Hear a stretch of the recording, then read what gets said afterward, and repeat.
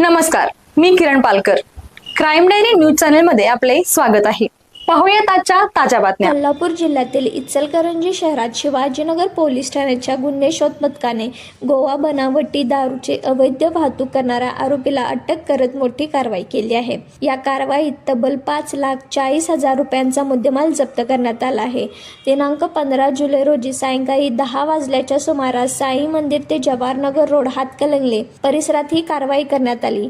गुप्त माहितीद्वारा मार्फत मिळालेल्या माहितीच्या आधारे पोलिसांनी सापळा रचून आरोपीला ताब्यात घेतले. अटक करण्यात आलेल्या आरोपीचे नाव लालू प्रसाद अरविंद यादव, वय वर्ष 19, राहणार कोरोची, याला अटक केली आहे. आरोपीकडून गोवा बनावट दारूच्या बॉटल्सचे बॉक्स, स्कोडा रॅपिड कार क्रमांक MH03BW 4770 आणि एक सॅमसंग कंपनीचा मोबाईल फोन असा एकूण 5,40,000 रुपयांचा मुद्देमाल जप्त करण्यात आला आहे.